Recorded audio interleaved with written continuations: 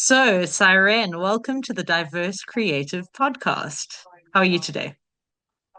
I'm great, thank you. Thank you for having me. Oh, it's such a pleasure. So, you're all the way in the UK. I'm all the way in South Africa. I used to live in the Yeah. UK, so I have some familiarity. Really, whereabouts did you live? Kind of like Greater London, a really dodgy part of Greater London, to be entirely Oh, honest. yeah.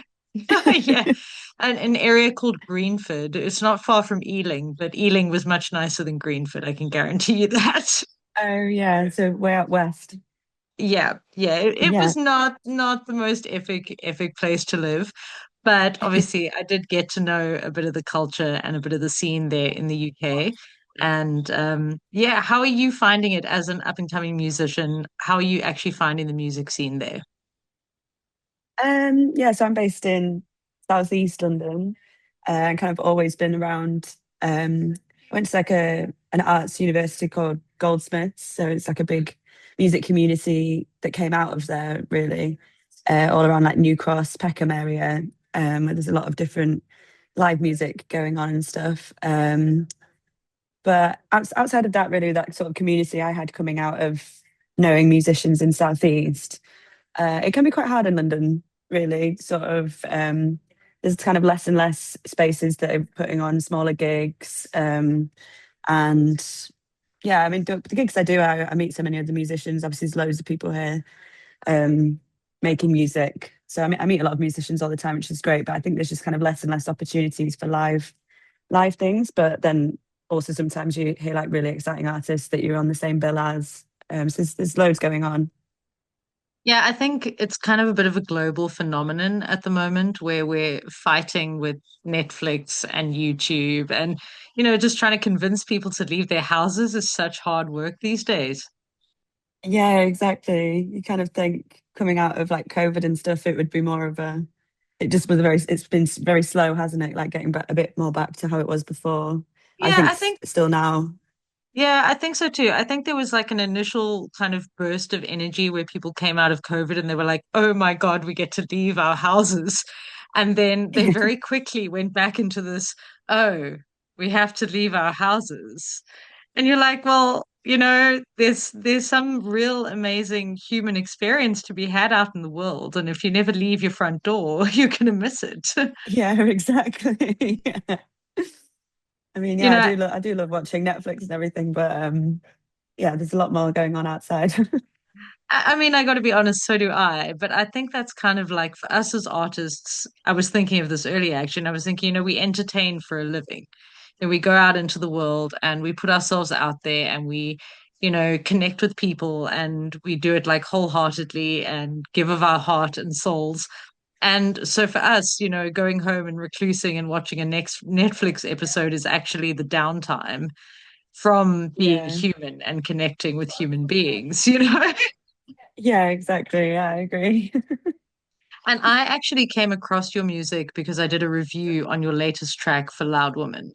And I Yeah. absolutely was blown away. Like I love that track so much. I play it all the time. I've got all my sort of South African DJ friends playing it too on their stations. I'm like, Oh, guys, this wow. is just Oh, such a thank you phenomenal so track. much. That's so exciting. Thank you. It's such Really a means a lot. pleasure. Yeah, no, it's such a pleasure. I think as up and coming artists, when you find someone that you connect with musically and you think like, wow, this is incredible, we have to do everything we can to support each other in this industry and to really uplift each other wherever we can. And that's one of the reasons I write for Loud Women is because I feel like that's a community that's trying so hard to do exactly that. It's the same reason I kind of do this podcast is because then I have the opportunity at least to share what I find along the way and to share these amazing musicians and artists and actually help, however little I can, help to actually get that music out there.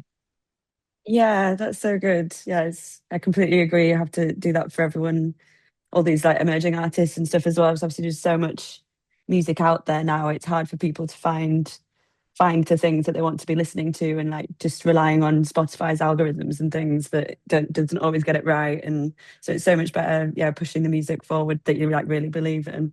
Yeah, absolutely. I I think, agree. especially these days where algorithms are kind of almost running on running on a kind of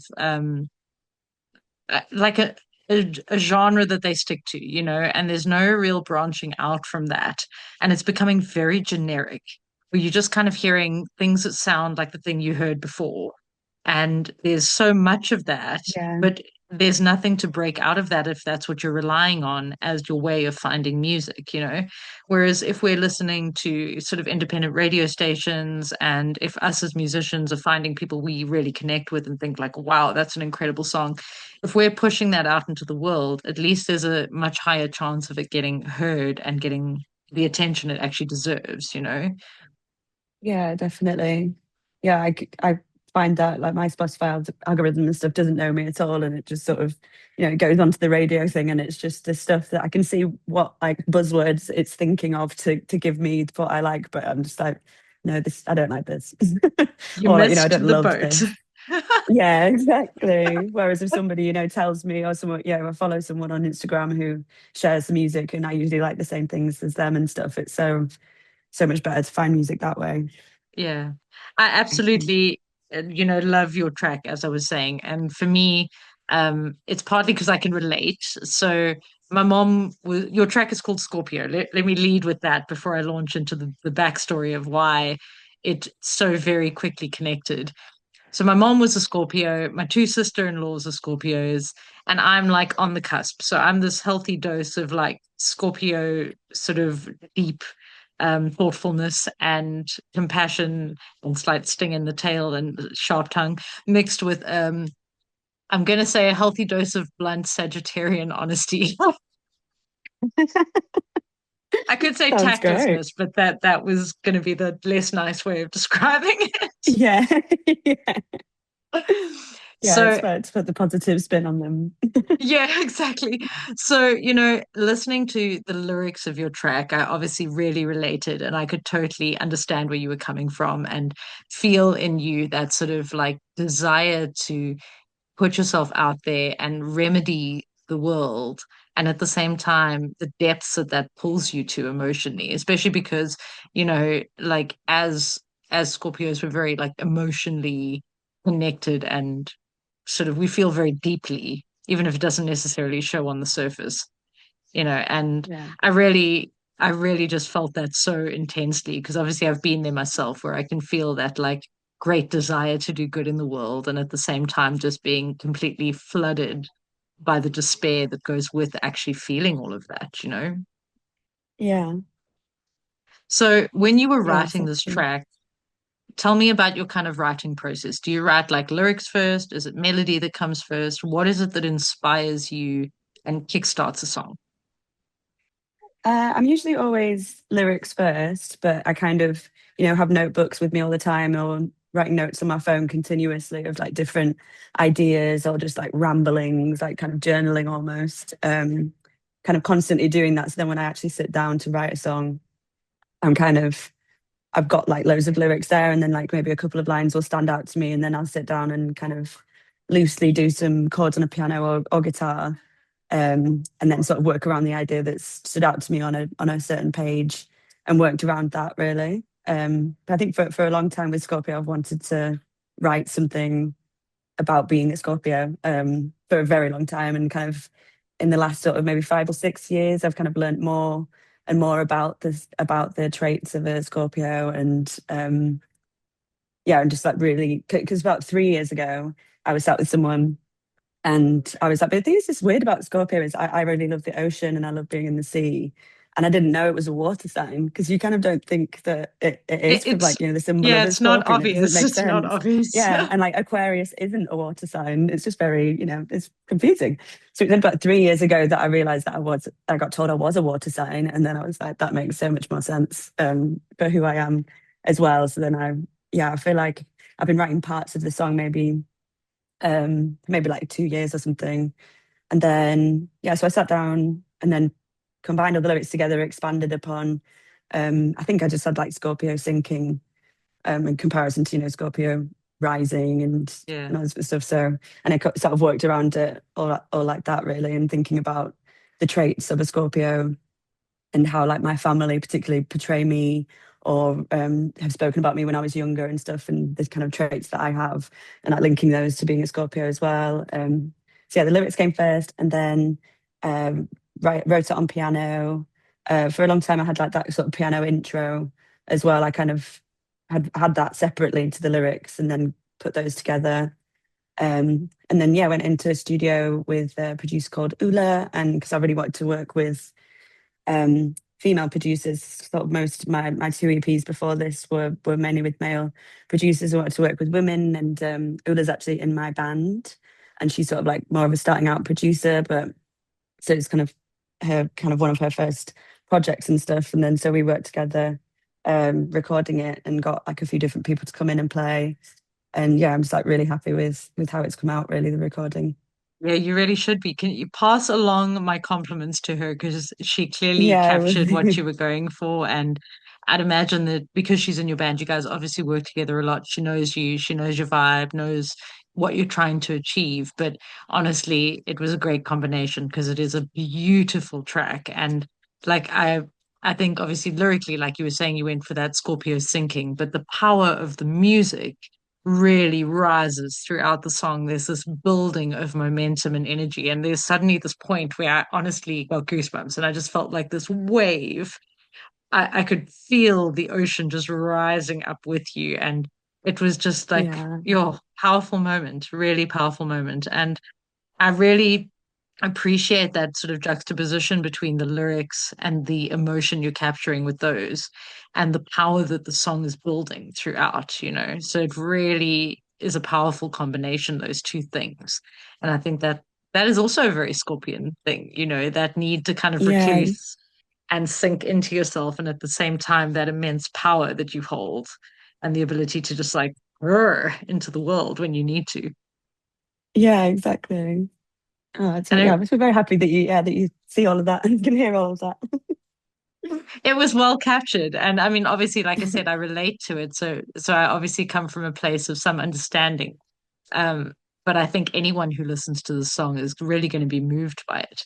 And you've got a really incredible tone to your vocals and a really incredible vocal range.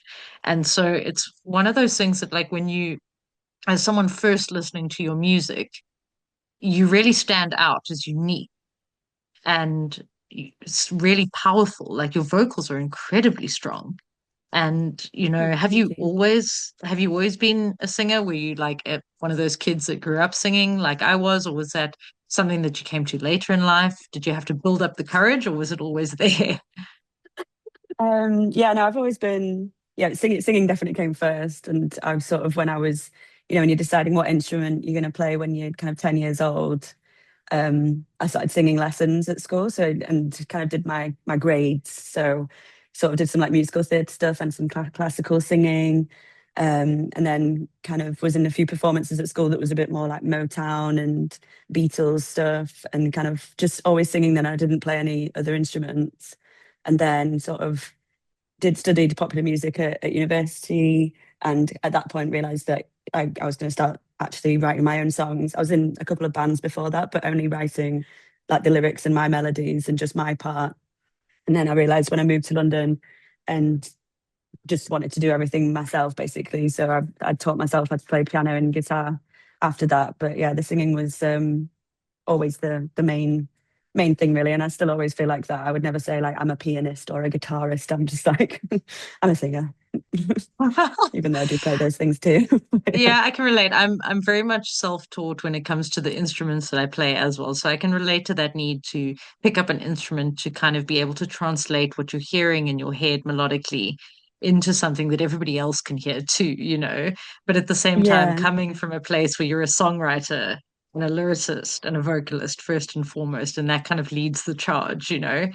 And it's not an easy thing to teach yourself to play an instrument. And I think a lot of people understand that even if they don't play an instrument themselves. You say it like I'm self-taught, and people kind of go, wow, that's cool. But at the same time, I know for myself, it comes with heavy imposter syndrome.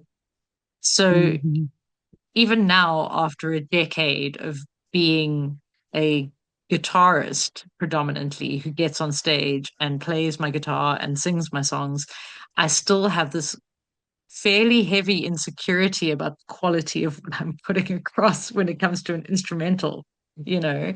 Yeah. And do you find the same thing, or do you find that your confidence is steadily building? Um, I definitely have. I've progressed. I remember doing that my first gig where I was playing guitar, and it wasn't even solo. Actually, I had two other people playing with me. But I used to be so nervous playing guitar that my hand would shake like that, which is obviously quite hard to play guitar if your hand is just going like that, I've which I been now there. never have. Yeah, yeah. So at least, but that was for a long time that I had that. You know, it would be like a year of doing gigs. So I'm happy that I've progressed from that. I have more confidence in being like, I do know what I'm doing. I've done this many times now. But piano is actually a more recent learning. But now I'm writing most of my stuff on piano to start with now. So it's sort of they don't translate the same to guitar. So I'm then like for the like last 18 months I've been performing solo on piano, if I'm solo on piano as well, which again I was back to at least my hands weren't shaking, but found it very, very nerve-wracking. Or sort of, I have like a turquoise green Telecaster guitar and stuff, and some amazing guitarist will come up to me and be like, "Wow," and start talking, and I'm just sort of like, I can't actually play to the level that someone with this guitar should. So I definitely feel like that all the time. Definitely still have the imposter syndrome, but at least my hands have stopped shaking. It's good progress. It's so funny because for me, I went from piano to guitar, and now I'm kind of only just starting to journey back to writing on the piano again. And it is a very different, it's a totally different sound and a totally different energy to working on Yeah. a guitar. So, what have you found in the contrast between the songs you've written on guitar and the songs you're now writing on piano? Have you translated some of them Mm. across, or are they different things that feel very different to you? I think it's a bit of both, really. I think sometimes when I'm writing on piano, the songs can come out, I want to say, not meaning in a negative way, but they sometimes come out a bit more poppy. But just meaning it's maybe just a bit more of like a catchy melody that I'm thinking of in for my vocal. If I'm writing at piano, maybe a bit more that when I'm playing writing on guitar, it's almost usually I'm envisioning it with a full band. Right. So it's a bit maybe a bit more heavier, and I'm just like imagining the other parts and stuff. Whereas maybe at piano, I'm a bit more focused on like the vocal melody and like really just looking at that, which seems to come out more. But it is so interesting how playing the same chord on the guitar and the same chord on the piano like takes your mind into They're completely totally different different directions places. to do Yeah. with it. Yeah. So yeah, it's really interesting. But I do definitely now with like the gigs I've been doing the last few weeks are it's a mixture of songs that I've written on guitar and piano. And because Ula, who's the producer in the band, she plays piano for me. So then I'm playing guitar on songs that I wrote on piano. So it does look, it's all blended together now. Right. Nice. Very, Yeah. very nice. And how long have you actually been performing for, um, roughly? so yeah, I was in, well, I was in a couple of bands when I was younger. So all in all, like I started performing, uh, I was like 50, not to reveal my age, but I guess like 20, I guess it's like 19, no, 17 years or something performing. But with Sirene, with this project, it's been 4 years as Sirene. Um, but yeah, I've been performing since I was 15, so And long it is, time. it's a very different thing performing with bands and kind of having it be your own project that's so intrinsically connected to you, who you are, And, like I know that in South Africa, for example, we have a bit of an issue where most bands are sort of pushed to be predominantly cover acts. And Oh, really? there's yeah, it's something I've kind of rallied against. I stubbornly just went the other way. But it was purely because I felt a bit bullied. And when I feel bullied, I tend to rebel. So, when someone said to me, "You have to do this," I went, "No, I'm not going to do that. I'm going to do my own thing entirely." I threw every cover that I used to play out the window at that point just because I Yeah. was being stubborn. But I think it was something that kind of needed to happen because somebody needed to at least have a good try at being original and proving that that could still find its place in the music scene here in this country. And I don't know if that's something that is specific to South Africa or if it's more of a global thing that I'm aware of. So Mm. how do you find it? Do you find that original music is well supported? Do you find that it is appreciated when you play it live? Or do you still find that you've got to play like a healthy dose of covers to connect with an audience? That's interesting because I actually as well when teaching myself instruments and things, and just because it was always for a songwriting tool, I didn't really go the traditional way of that a lot of people do. Obviously, teach themselves guitar, you learn someone else's Mhm. songs first, but I've never really done that, so I don't have a lot of covers in my repertoire really. Um, and I've always written so many songs. I've kind of like I haven't done a lot of covers really. Up until recently, actually, I've released a couple, but I think within London and the UK, maybe you'd get more. It's sort of, in my mind, two separate things. Like cover bands are gonna probably get more gigs and more paid gigs because it'd be something like you're going to play at weddings and other things. It's sort of a different event, maybe. But I don't often see like bands who are gigging and like doing like the tour circuit of London doing many covers. And for me, I sometimes do maybe one within a whole set. But I don't know. I suppose like it is a bit of it mixes things up a bit, doesn't it? Like if you're speaking to people in the audience afterwards and stuff, and if they're a bit sort of like, oh, and I love that cover, it reminded me of I haven't listened to it in years or something. And people, I guess it sparks up a bit of something a bit different, I suppose. But that, yeah, I didn't know that that was a common thing in South Africa. Is that sort of encouraged for releasing music as well? That you should sort of focus on doing that covers, or is it more of a live thing? It's more of a live thing, I think, but what kind of tends to happen, I think, is because these bands are playing so many covers, they're not actually working on original content to release. And when they Um, do release their original content, they're almost like shy about it, And so it's it's really, I think, kind of undermining the building of a healthy music scene here in this country. And I've over the past year really worked hard at sort of learning how to actively market my music well globally. And I do find that it's a lot easier for me to market my music in the UK, in Scotland, Ireland, Canada, Australia, Germany, pretty much anywhere but in my own country. And that's a very sort of sad situation where I feel like I love the country I live in, but I feel like my music doesn't belong here because it's just not sort of a rendition of something else that's already been done. And we're a country that yeah, has got like 12 different languages. We've got sort of such an incredibly diverse population that we should really be a very colorful musical country. And I think we were at some point really just standing out on a global stage as a really phenomenal country for music. And now it's sort of just becoming washed out. Um, and so it's always really refreshing for me when I talk to people from other countries and I chat about how they are finding the scene in their own country. And, especially artists like yourself who, like you just said, you didn't go the conventional route. You didn't follow the let me just learn someone else's track. You really pursued learning instruments to back up your own inherent creativity and to back up yeah, your lyrics and your melodies that you are creating in your mind and soul. It's really empowering. And I think especially for women, we tend to already feel somehow like our creativity, especially in the music industry, maybe is just less valued.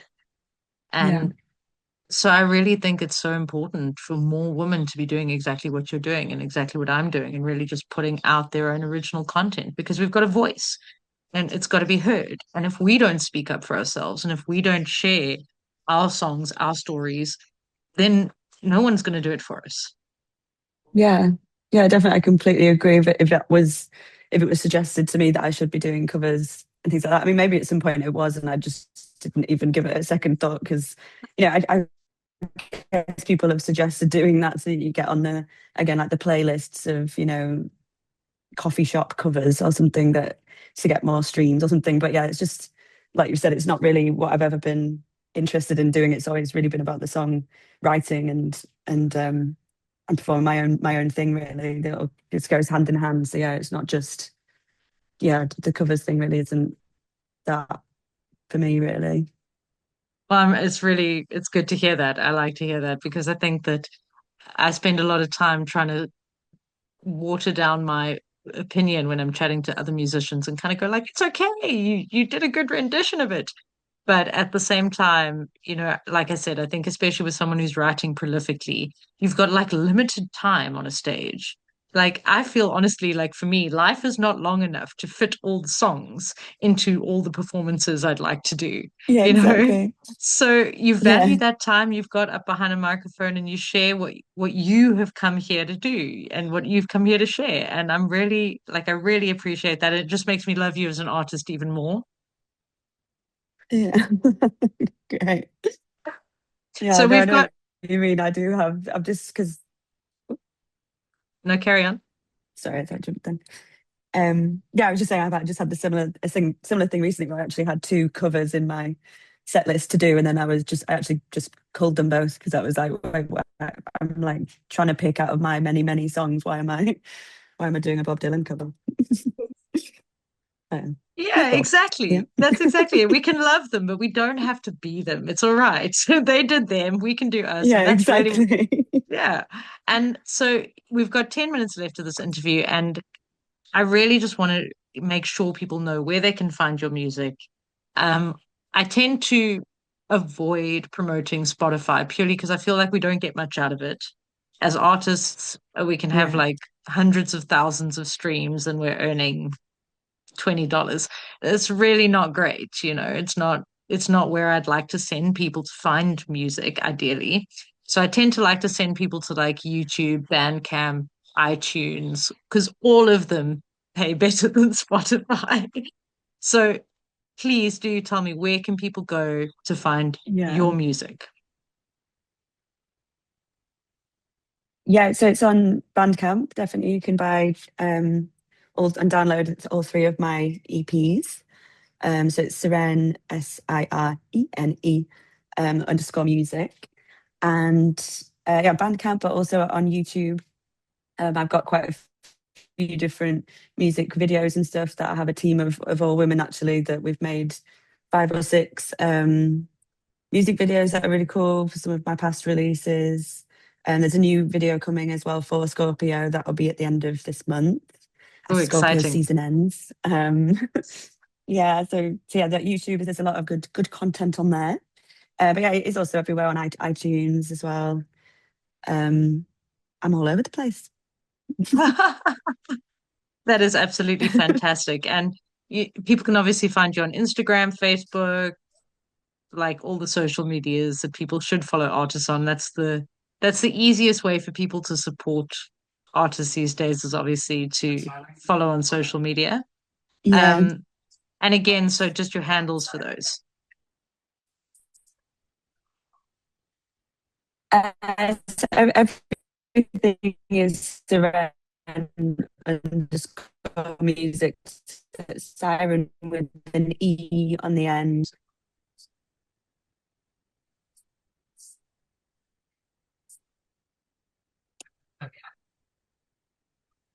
Sorry, is the connection gone? Yeah, it's okay. You're back. It was a momentary thing there. Sorry, it crashed. Sorry. That's all right. It happens. It happens on my side often. It's Africa. Okay, So I really just want to say thank so you. I'm going to shuffle just a bit loud.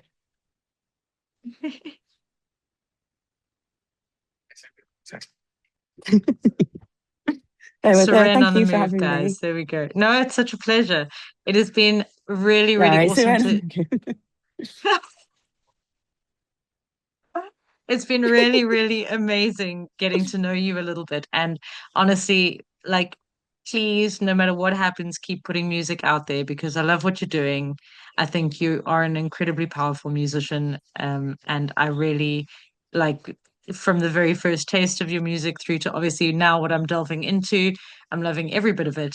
And I really think that it is powerful and making the world a better place. So just don't stop.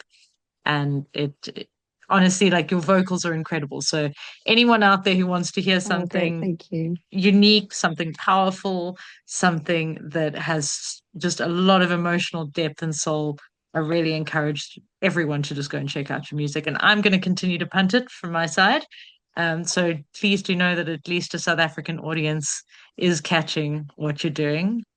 And I share it with all my friends globally too. But It's amazing. Thank you so much. it's such a pleasure. I think that it's always like really encouraging when you realize that your music is going places that you might not have been yet. Yeah, exactly. Yeah, it's really, really great. Thank you so much. It's such a pleasure. And yeah, please do stay in touch and let me know when you've got any new releases coming out, and I will happily review them and share them. And just like best of luck and keep doing what you're doing.